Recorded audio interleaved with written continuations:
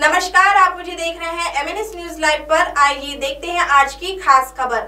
Mahajob portal का फायदा आखिर किसे होगा? राम कदम।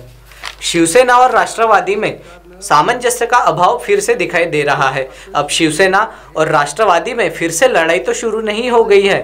कुछ ऐसा ही प्रश्न आमदार राम कदम ने शिवसेना से पूछा है।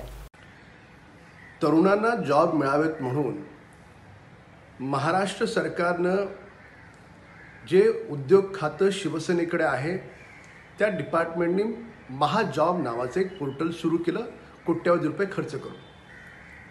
पण महाराष्ट्र सरकारच्या जे राष्ट्रवादीच्या नवाब मलिक यांच्याकडे जे खातं आहे त्या खात्याचं गेल्या कित्येक वर्षापासून अशा स्वरूपाचं जॉब देण्यासाठी महास्वयं नावाचं पोर्टल आहे। मग या नवीन पोर्टलची आवश्यकता काय?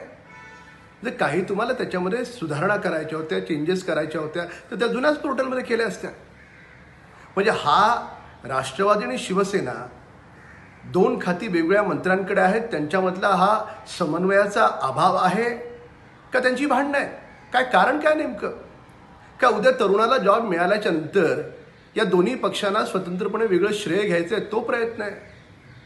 पण काही का असेना ही महाराष्ट्राच्या जनतेच्या पैशाची उधळपट्टी आहे। आणि प्रश्न असा निर्माण होतो की ज्या कोरोना योद्धा पोलिसांचे या सरकारनं पैसे कापलेत पगाराचे ते अजून तुम्ही द्यायला तयार नाही। आणि अशा पद्धतीने एक पोर्टल असताना दुसरं पोर्टल आणून कुणाचं भलं करायचं होतं सरकारला? याची उत्तरं सरकारला द्यावी लागतील।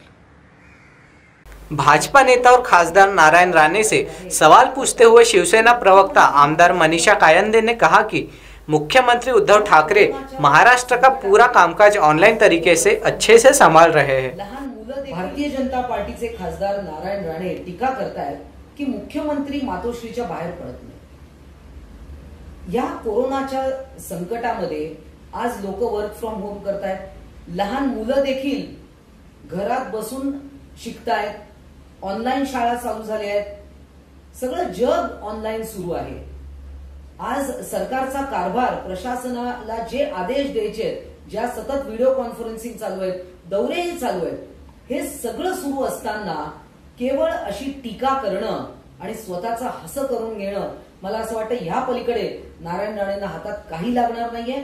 आज मुख्यमंत्री अहोरात्र झटतायत। बेरोजगारांसाठी मेळावा त्याचं उद्घाटन देखील आज झालेलं आहे। अनेक गोष्टींची उद्घाटन होत आहेत, कामं मार्गी लागतायत, कोविड सेंटर्स उभी राहत आहेत। आज 3 महिन्यापूर्वी जेवढे कोविडचे हॉस्पिटल आणि टेस्टिंग सेंटर्स होते त्याचे 3 पट 4 पट आज झालेले आहेत। आणि एवढं सगळं असताना अशा प्रकारची टीका करणं हे खरंच दुर्दैवी आहे। नारायण राणेंनी ताबडतोब थांबवलं पाहिजे। अब आप हमारे चैनल को ऐप पर भी देख सकते हैं। प्ले स्टोर में जाकर MNS हिंदी लिखें और ऐप डाउनलोड करें।